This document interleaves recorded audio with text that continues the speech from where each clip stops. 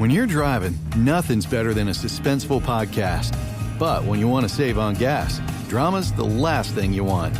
That's why Marathon makes it easy to save with Marathon Rewards, earning you at least 5 cents a gallon in rewards with every fuel up and saving you up to $1 a gallon. Plus, signing up is easy. Do it at the pump or marathonrewards.com. So start saving with rewards from Marathon. And don't miss the Thomas Rhett Veteran Boots Tour this summer, fueled by Marathon. At participating locations. Terms and conditions apply. Checking off the boxes on your to-do list is a great feeling. That's why a State Farm agent is there to help you choose a coverage option that's right for you. Whether you're getting a new house, car, boat, or RV, helping protect it is important. And State Farm is there to help you choose the coverage you need, whether you prefer talking in person, on the phone, or using the award-winning app. And with so many coverage options, it's nice knowing you have help finding coverage that best fits your needs, so you can continue to focus on what's most important to you. Like a good neighbor, State Farm is there. Epic views, waterfall mists, summit sunsets. It's all better outside. And with All Trails, you can discover the best of nature with over 450,000 trails around the world. Download the free app today and find your next adventure. A new era of power has arrived with the Alienware Area 51 gaming laptops, intentionally engineered to push more power to the CPU and GPU for maximum performance. This otherworldly power, paired with the game-changing AI capabilities of NVIDIA GeForce RTX 50 series GPUs with DLSS4, amplifies performance and image precision for ultra-smooth, stunning gameplay. And with the new cryo chamber design, airflow is focused exactly where it's needed most. Fused with Alienware's enhanced thermal solutions, it creates a higher power output without raising noise levels, allowing you to play with confidence even during the most demanding marathon gaming sessions. So no matter what you are playing, Alienware ensures every game runs precisely as its developers intended. A new era of power is here. All you have to do is take it. Discover Area 51 today at alienware.com. This is the Daily Tech News for Monday, July 7th, 2025. We tell you what you need to know, follow up on context, and try to help each other understand. Today, TikTok will be making a U.S.-specific version of its app ahead of a sale of its U.S. operations. Intriguing. I'm Tom Merritt. And I'm Robb Dunewood. Let's start with what you need to know with that big story. So this isn't official. It's sources talking to the information from within TikTok saying that TikTok is developing a new version of its app, internally called M2, specifically for the U.S. market. That app is meant to prepare users for the effects of a potential sale of TikTok's U.S. operations as mandated by U.S. law. Now, the information says the rough plan right now, which could change, but the idea right now is get that app launched September 5th and then try to get all U.S. users to download and start using that new app, and then end support in the U.S. for the old app in March 2026. So in September, the old app would disappear from the U.S. store and be replaced by the new app. There'd be a big bunch of pop-ups telling you, like, you're in the U.S., you need to get the other app. And then by March 2026, if you're using the old app in the U.S., it'll be like, you're in the U.S., you can't use that anymore. I imagine if you travel, the old app would work outside the U.S. I don't know. Currently, it is illegal to distribute the current TikTok app, or any app from TikTok for that matter, in the United States, but the president has issued an executive order assuring companies that the U.S. will not enforce that law until, at this point, September 17th. They've kicked that ball down the road a couple times. There are also reports that the U.S. is getting pretty close to getting the Chinese government to approve a sale of ByteDance's U.S. TikTok operations. ByteDance could sell them, but because it does business in China, China has a lot of influence over it. So getting the Chinese government on board is pretty much essential for this to happen. The report there is that a group of non-Chinese investors, including Oracle, are lined up to buy it. Now, we don't know who those non-Chinese investors are. However, 60% of ByteDance's current owners are not Chinese. They're in Dublin, New York, Tokyo, Menlo Park, and Singapore. So it could include those current investors being able to keep a piece of their pie by transferring to the new one. Oracle could be involved because Oracle currently runs cloud services and stores data for TikTok's U.S. operations, which are actually mostly managed by a separate company called USDS, which was set up specifically to avoid this kind of thing in the past. So I know it's all confusing, Rob, but what do you make of this mess? I'm even more confused because what I didn't hear was anything about algorithm. You can make a new app, but is ByteDance going to give up that algorithm that makes TikTok what TikTok is? That is the big question for me. Yeah. So it would be interesting to see how this threads that needle. Could it continue to call on the ByteDance algorithm with some kind of licensing agreement that would then still be under the Chinese control, but everything else under this new U.S. ownership? Is it just a change of investors? Is it a change on paper? Or like you say, are we close enough with the way LLMs and other machine learning works that somebody feels pretty confident that they could use their own algorithm to be able to provide those recommendations? And I'll add another one on top of that, Rob. Does this interoperate? If somebody in Japan posts something on TikTok, do the people in the US TikTok app see that? That is a very good question. And the thing that I think about as well is that if you do have a separate algorithm, if it essentially becomes a US only application, are people going to want to use that? Because TikTok is such a global phenomenon. I mean, it is really big here, but it is really big everywhere where TikTok is. So that is a question as well, that you now have a US version of TikTok that now competes with the worldwide version of TikTok. And I know how fickle people are. If it does not match up at least as good as what the current TikTok is, people will poo-poo it almost instantaneously. Yeah. And then how many, if it were to run separately, does a French restaurant have to post on both if they, want to solicit people in the U.S. to come see their French restaurant? Or if they post on the worldwide version of TikTok, does it carry over? I mean, so many questions here. And obviously all of this based on information sources, but I do think the information has a pretty good track record on this stuff. And it does indicate that TikTok has a timeline that it thinks will lead to that sale, whatever the details of that sale are. Tom, I dare say that we will be having many, many, many more conversations about this as just more news breaks about it, because them just coming out with a new app is not the thing. It's coming out with a new app, and how does it interoperate with the old app, and how do users feel about the new app? That is the biggest part for me. If and when there's a deal, which some of the reports are maybe in the next few weeks, there might be a deal. We'll have a bunch of news about that. Then we won't hear anything else about it until September, when we get close to that launch of the new app, if that September 5th date is right. And of course, the deadline for everything to be done, which is the executive order expiring on September 17th. So get ready in a few weeks to maybe have some news. And if you get news in a few weeks, then hear about this again in September. It's going to be a busy wrap up to our summer, is it not? Yeah, exactly. It's midsummer and end of summer milestones to keep the season in mind. DTNS is made possible by you, the listener. Thanks to Brad, Kevin Morgan, Paul Thiessen, and Kevin Sakamoto. Hey, thanks everybody. Picture this. You're in the garage, hands covered in grease, just finished up tuning your engine with a part you found on eBay. And you realize, you know what? I could also use new brakes. So where do you go next? Back to eBay. You can find anything there. It's unreal. Wipers, headlights, even cold air intakes. It's all there. And you've got eBay Guaranteed Fit. You order a part, and if it doesn't fit, send it back. Simple as that. Look, DIY fixes can be major. Doesn't matter if it's just maintenance or a major mod. You got it, especially when things are guaranteed to fit. So when you dive into your next car project, start with eBay. All the parts you need at prices you'll love. Guaranteed to fit every time. eBay. Things people love.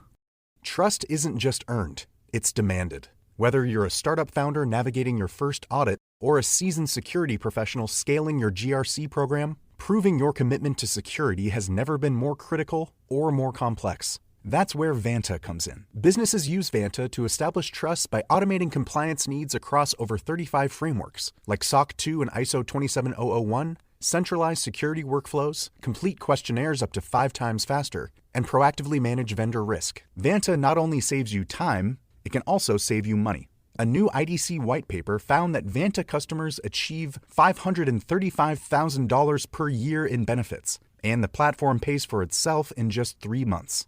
Join over 9,000 global companies like Atlassian, Quora, and Factory who use Vanta to manage risk and prove security in real time. For a limited time, our audience gets $1,000 off Vanta at vanta.com/DTNS. That's VANTA.com/DTNS for $1,000 off. In business, they say you can have better, cheaper, or faster, but you only get to pick 2. What if you could have all 3? You can with Oracle Cloud Infrastructure. OCI is the blazing fast hyperscaler for your infrastructure, database, application development, and AI needs, where you can run any workload for less. Compared with other clouds, OCI costs up to 50% less for compute, 70% less for storage, and 80% less for networking. Try OCI for free at oracle.com/dailytech.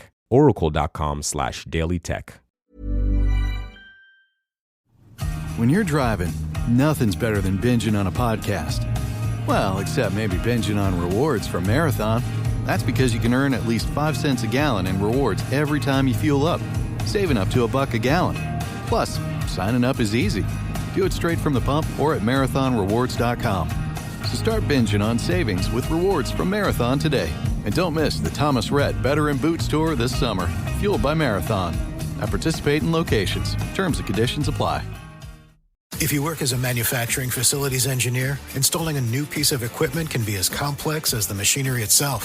From prep work to alignment and testing, it's your team's job to put it all together. That's why it's good to have Grainger on your side. With industrial-grade products and next-day delivery, Grainger helps ensure you have everything you need close at hand through every step of the installation. Call 1-800-GRAINGER, click Grainger.com, or just stop by. Grainger, for the ones who get it done.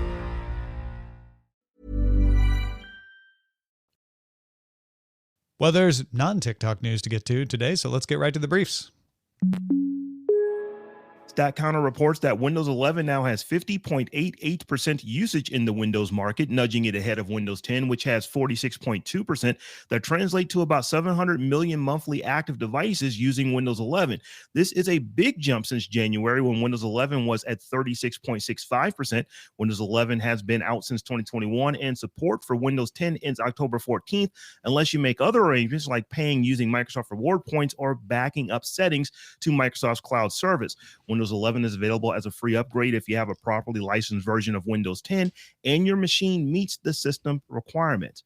And Tom, that's the rub for me, not meeting the system requirements. I have 2 perfectly fine Windows 10 machines that are relatively new, like literally like bought the year that the year before devices started becoming just automatically compatible with Windows 11. So they're like 7-8-year-old devices. But they do what they do for me just fine, and I'm not ready to get rid of them simply because they won't run Windows 11. Yeah, and that is the reason that we're seeing this slow number, right? When you are at this point 3 months away from end of life of an operating system, you usually have well more than 50% of people upgrading, especially when it's a free upgrade. It is that device incompatibility that Microsoft has put out, and as the myriad of workarounds show, it's not necessary for the functioning of Windows 11. It is a policy decision from Microsoft that they say has to do with security and making sure that Windows 11 runs properly and all of that. But it does mean that a lot of folks like you, and I've got an older machine too, that I would have to replace or just stop using if I were to stop using Windows 10. So that's why Microsoft is providing these ways of paying to get extended security support.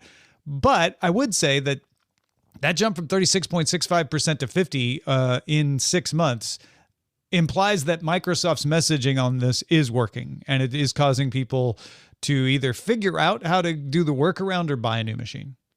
I would have to imagine that a lot of the people that are upgrading in the last 6 months are businesses and corporations that they can't afford to run unsupported. So, okay, it's time for us to do our regular upgrade cycle. Maybe maybe it came at the end of this year. They decided to do it at the beginning of this year. But I think that there's still a lot of people with home PCs that, as I've got a really, really nice HP with a built-in 27-inch monitor that will continue to sit on the same desk and do the same things. Maybe I won't go to baking sites on it and that type of thing. But as far as just browsing the web and looking up recipes and those kind of things that I use it for now, it will continue to do that after October 14th. Yeah. And there are a significant number of those. I'm not going to try to pretend to guess how many, who are run by people who won't bother to pay or use their rewards points, if they had rewards points, to get the extended security update. They won't even bother to do the free version where you upload your security settings. They'll just keep using it, and it'll be insecure. And we'll get a story from the Register or somebody a year or so from now about some kind of vulnerability that takes advantage of that. And people like us and people who are listening to the show, they'll know. But there's a lot of folks who have Windows 10 machine. They simply won't know that they're running and they're no longer supported. Unless it's just continually popping up, giving you messages, which a lot of people will try to click away and go away from that message. They simply just won't know because they don't pay attention that deeply to it. It still works. It's working for me. Yeah, exactly right. Samsung is expected to announce new foldables at the Galaxy Unpacked event coming this Wednesday morning. I believe it is at 10 a.m. Eastern time. Ahead of that event, WinFuture's Roland Quant showed off some info he says is from Samsung's promotional materials. If these are accurate, the specs show the Fold 7 to be just 0.1 millimeters thicker than the Honor Magic V5.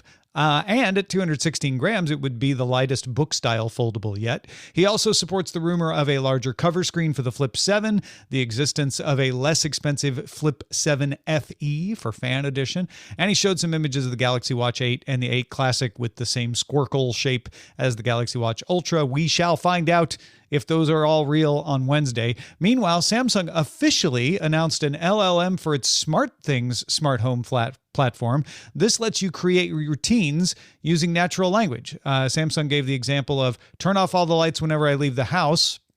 Turns into a routine that goes through and does all of the implementations to make a routine to do that. Google and Amazon have a similar feature, but those are in beta, and The Verge says Samsung has already launched this. So if you're a SmartThings user in South Korea and the US, you can take advantage of it. I often forget that SmartThings can do a lot of home automation stuff. And the fact that you can just now use natural language is pretty cool. I have a lot of Samsung devices in the house, so I might have to jump on board and start doing some home automation routines with it. This sounds pretty cool. Huawei responded to acquisitions posted on GitHub that it had used uncredited material from its rivals in the source code of its Pangu large language model that was trained on Huawei's own Ascend chips. Huawei's AI lab called Noah's Ark posted, "We strictly adhere to the requirements of open source licenses, and we clearly mark copyright statements in the relevant source files." This is corporate espionage at its best, right? Like the domestic competitors in China obviously would have an interest in casting doubt on the Pangu platform. And certainly there are American interests who would like to cast doubt on the ability for Huawei to use its own chips instead of NVIDIA's to train a compatible model. It might be that they just didn't do their licensing work clearly enough. Hard to say. It is kind of hard to say, and this is not going to be the last of this or other companies that are doing this. I think that the race to get your LLMs trained on data is so fierce. The folks are kind of skirting the rules a little bit. I'm not saying that's what happened here. We don't know. Yeah, this is the reporting. The temptation but the temptation is there for everyone. A study commissioned by the government of the Netherlands found that around 3/4 of the 317 surveyed high schools reported a positive effect on student concentration after a ban on electronic devices in the classroom was instituted on January 1st, 2024 in the country. About 2/3 of those high schools noted improved social climates, and 1/3 improved academic performance. Makes sense. You take a supercomputer out of a teen's pocket where they get dopamine hits every 56 to 74 seconds. Probably helps them out a little bit. Yeah, and it would make sense to me why the academic performance is not as pronounced as the concentration and social climate, because those devices probably help the academic performance some. And so when you get rid of them, you take away the help that they give, but you improve the concentration. So it doesn't, it's a net positive essentially, but this is an interesting study. It's a little bit self-reported too, reporting on concentration and social climate could be affected by people who wanted this to go in place and want it to be positive. The academic performance, on the other hand, that's strict numbers. Apple officially filed its appeal of a 500 million euro fine violating the Digital Markets Act. It's kind of hard to keep all of these cases straight. This is one where Apple was fined in April for let developers tell users about other ways of paying for apps and app services outside of the App Store. The European Commission said that there were too many restrictions and the fees it charged were too high. Apple says the European Commission is going beyond what the law requires. VentureBeat has a couple of interesting advances in large language models you might benefit from knowing about. First of all, Germany's TNG Technology Consulting released an adaptation of DeepSeek R1, which it snappily calls TNG R1T2 Chimera. And their model is about 20% faster than DeepSeek R1 and costs less to operate, with answers generated with 40% fewer operating tokens. It uses TNG's Assembly of Experts, or AOE method, that combines the strengths of 3 different DeepSeek models. So if you're really into that, it takes advantage of the reasoning strength of R10528, the structured thought patterns of R1, and the concise behavior of V30324. But basically, it combines those 3 together. Meanwhile, Japan's Sakana AI has introduced its own multi-model approach called Multi-LLM ABMCTS, where the ABMCTS stands for Adaptive Branching Monte Carlo Tree Search. If you follow this stuff, the Monte Carlo problem is one that's used by DeepSeek and others, so it's implementing that. If you know, you know. If you don't, the short version is the algorithm is good at deciding when to refine an existing solution or generate a new one, and it's good at picking which of the available models you give it are best for each part of the task. It doesn't always have to be the same model. This algorithm says what's available. I will figure out which one of them is best. So in tests that made OpenAI's O4 Mini, Gemini 2.5 Pro, and DeepSeek R1 available, it scored higher than any of those individual models and was able to solve some problems that none of those models individually could solve. The underlying algorithm has been released as an open source framework called TreeQuest under an Apache 2.0 license. Tom, what Sakana AI is doing is the kind of AI that I'm looking for. I don't want to have to decide which one I use. Let me just ask it something or tell it to do something, and it figure out what it uses, and that's where this is going. So this is really interesting tech as far as I'm concerned. Yeah, and being available in open source, a bunch of developers can take this, and say, okay, I can afford to have these foundation models available. Let me put it in my app and see how I can tailor it to my particular use. The downside is that you're probably going to have more accounts that you sign up and pay for in order to have multiple models that you can actually access. Yep. All right, that's enough about AI. Let's talk about the Ploopy knob. The Verge has a review of this accessory from Canada's open source peripheral maker Ploopy. The knob uses a Raspberry Pi microcontroller and a position sensor to create a dial that supports pixel by pixel level scrolling on Windows and Linux. It's not as good on Mac OS because the OS does smoothing and you can't turn it off for the input device. The Ploopy knob is available for $50 Canadian, or you can download the design files and software from Ploopy's GitHub page and make your own for free. It's not the first accessory dial, but it seems like a really good one. It's pretty sensitive, especially on Windows and Linux where it can be pixel by pixel. And the fact that you can modify it yourself. In fact, a lot of the Ploopy devices, you can actually configure yourself or ask for a DIY kit that you can assemble. You can't do that with the knob, but you can still print it yourself and do it all for free. It's pretty cool. It's really cool. And there are still a lot of tinkerers out there who just I just want to make my own stuff if I can. Give me some instructions, give me some designs, and let me go see if I can make this thing. And if you don't want to do that, it's only $50 Canadian. Yeah. I have a feeling it will be easy to remember the name of the company too. For this one, fewer people will have to consult our show notes to remember, oh, right, Ploopy. China's instant delivery apps reported huge numbers of orders on Saturday. There is a huge price war on instant delivery in China going on. Meituan set a record of more than 120 million orders. In fact, so many that at one point the system briefly crashed. There is that price war going on between JD.com, Taobao, and Meituan, causing the surge in orders on Saturday. China's a pretty big country, but 120 million orders, that is an awful lot. Yeah, it's huge. The Wall Street Journal has an article about how successful the new U.S. online passport renewal system is. The system lets applicants determine eligibility, fill out information, upload a photo, and pay all from a computer. It's been running for less than a year, but now handles nearly half of all renewals. 94% of respondents reviewed it positively, which never happens for anything. The Journal has details on the process. Yeah, I like that. The Wall Street Journal says that 94%, you don't even get that for free pizza, much less a government service, much less passport renewals. It's a really good read, and worth honoring the individuals. There were hundreds of folks worked on this, and the team leaders are named in it, of making something that hadn't changed since the 70s become super efficient. I'm looking forward to renewing my passport now. I just renewed mine the year before last. So I got what, 5 years? They go 7 years. So I got 5 more years before I'm going to have to do it, but we'll see how it goes. Well, what do you want to hear us talk about on the show? One way to let us know is our subreddit. You can submit stories and vote on them at reddit.com/r/Daily Tech News Show.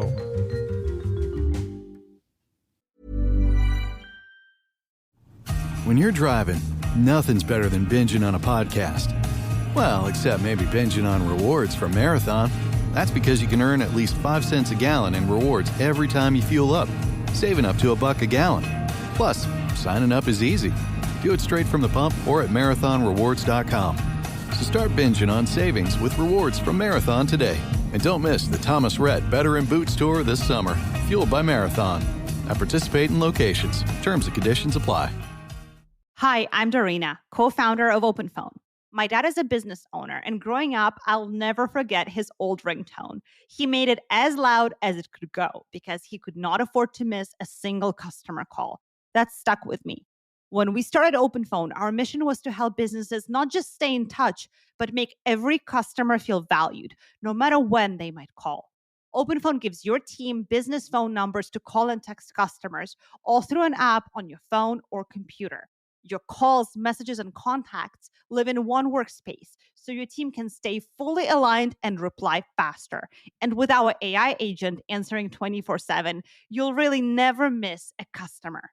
Over 60,000 businesses use OpenPhone. Try it now and get 20% off your first 6 months at openphone.com/business. And we can port your existing numbers over for free. OpenPhone. No missed calls, no missed customers. We end every episode of DTNS with some shared wisdom. Today, Rob S. is asking me for a little bit of mine. That's right. We had a lot of folks respond to our weekend discussion that Rob and I had about his second brain. In fact, we're probably going to be able to do a follow-up, so keep those questions coming. But in the meantime, Rob S. has one of the most frequent questions. He wrote, I use Readwise, Evernote, and Notion. Didn't know about the sync and export option until you talked about it. Tried setting mine up and no articles exported from Readwise, just highlights from Kindle books. Not what I was hoping for. And Rob S. says, am I holding it wrong? So this is an area where a lot of people initially get kind of confused about what Readwise is doing. If you have articles that you've saved, it doesn't sync the entire article over. It just syncs any highlights. So let's say you're reading a Kindle book. You don't need to sync the entire book to your second brain. If there's a passage that you find insights in and you say, oh, I like this and I want to keep this, you highlight it in your Kindle, that gets synced over into your second brain with a link back to the book. Same thing with articles. If you are using the Readwise reader and you are looking at you may bookmark an article, but you say, here's something in the article that really stood out to me. If you highlight that, that's what'll get synced over. If you want to get the entire article into your second brain, it would be better to use something like Notion Clipper or Evernote Clipper, something like that, that'll just clip the entire thing and stick it in there. But be careful with that because Evernote, at least, is not free. And, they charge you for the storage. So if you're syncing over entire articles, you'll use your storage up pretty quickly. Yeah. And if you haven't listened to that episode yet, because I know it came over the weekend for some folks, it's worth a listen. It's good stuff. And like I said, Rob, you're up for doing a follow-up, right? Oh, definitely. Yeah. So what are you thinking about? If you've got some insights into a story, share it with us at feedback@dailytechnewsshow.com. Big thanks to Robb S. for contributing to today's show. Thank you for being along for Daily Tech News Show. You can keep us in business by becoming a patron. Get the shows ad-free, too, as a bonus. All kinds of good stuff. Go check it out. Patreon.com/DTNS. Talk to you soon. The DTNS family of podcasts, helping each other understand. Diamond Club hopes you have enjoyed this program.